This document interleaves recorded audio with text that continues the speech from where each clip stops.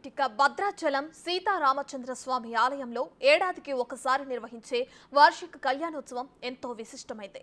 మరికొద్ది గంటల్లో కళ్యాణం జరగనుంది. కళ్యాణానికి సంబంధించిన ఏర్పాట్లపై మరిన్ని వివరాలు మా ప్రతినిధి భాస్కర్ అందిస్తారు. మరికొన్ని గంటల్లో జరగబోతున్న జగదామరాముడి లోక కళ్యాణానికి సంబంధించిన మొత్తానికి దేవాదాయ ధర్మశాఖ ఆధ్వర్యంలో మొత్తంగా అన్ని సర్వం సిద్ధం చేశారు. మొత్తానికి దీనికి సంబంధించిన ఏర్పాట్లు ఎలా జరుగుతుంది ఏంటంటే దానిపైన ఈ యొక్క కార్యక్రమాలను పరీక్షించేందుకు అదేవిధంగా కార్యక్రమాలకు సంబంధించిన మానిటరింగ్ చేసే విధంగా ఇక్కడ ఉన్న జిల్లా రాష్ట్ర ఉన్నతాధికారులు కూడా మరి ఇక భద్రాచలం రాముల వారి సన్నిధానం రావడం కూడా జరిగింది. మొత్తానికి అయితే ఈ కార్యక్రమం సంబంధించి ఎలా ఏర్పాట్లు చేస్తున్నారు సార్?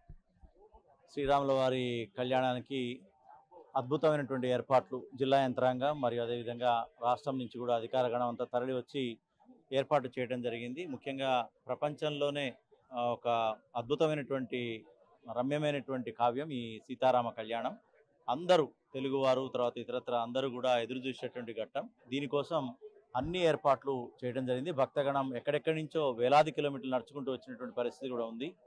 పక్కన ఉన్నటువంటి రాష్ట్రాల నుంచి కూడా జంగారెడ్డిగూడ నుంచి ఇతరత్ర ప్రాంతాల నుంచి కిలోమీటర్ల కొలది నడిచి వచ్చి వాళ్ళు రాముల వారిని దర్శించుకొని కళ్యాణం వీక్షించాలని తహతహలాడుతున్నారు. వారందరి కోసం కూడా సామాన్య భక్తజనానికి అందరికీ కూడా మొత్తం అందరికీ కూడా అన్ని ఏర్పాట్లు అయ్యే విధంగా అందరికీ కూడా తాగునీరు, ఎందుకంటే టెంపరేచర్స్ అధికంగా ఉన్నాయి ఉష్ణోగ్రతలు, కాబట్టి అందరికీ తాగునీరు అదేవిధంగా షేడ్ నీడ అంతా కల్పించడం జరిగింది. అదేవిధంగా మొత్తం అందరికీ కూడా ఎంతమంది వస్తే అంతమందికి కూడా ఉచిత అన్నదానం కూడా చేయడం జరిగింది. అంతేకాకుండా ఈ కళ్యాణం అనంతరం కూడా ఉచిత దర్శనం ఎంతమంది అయితే ఉంటారో కళ్యాణం అనంతరం ఉచిత దర్శనం ఈ భక్తులందరికీ కూడా చేయడం జరిగింది.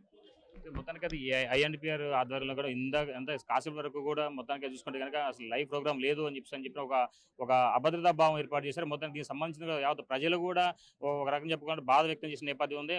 మధ్యాహ్నం వరకు కూడా క్లారిఫై లేకపోతే గందరగోళం పరిస్థితి ఏర్పడింది. తీరా లాస్ట్ మూమెంట్ వరకు ఇప్పుడు పర్మిషన్ వచ్చినట్టేనా?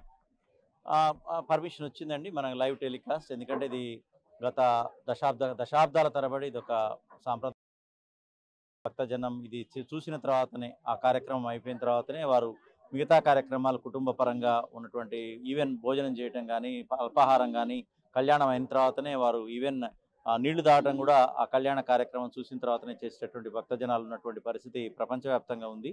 సో అలాంటి ఏమీ లేకుండా మొత్తం కూడా పర్మిషన్స్ వచ్చినాయి. మనం లైవ్ టెలికాస్ట్కి వెళ్ళిపోతున్నాం. సో మొత్తానికి అది దీనికి సంబంధించిన ఏర్పాట్లు అంటే 3 రోజులు వరకు అంటే రేపు ఎల్లుండి వరకు జరిగే ఈ క్రతువుకు సంబంధించిన ఏర్పాట్లు ఎలా చేస్తున్నారు? పట్టాభిషేకానికి గవర్నర్ గారు వస్తున్నారు.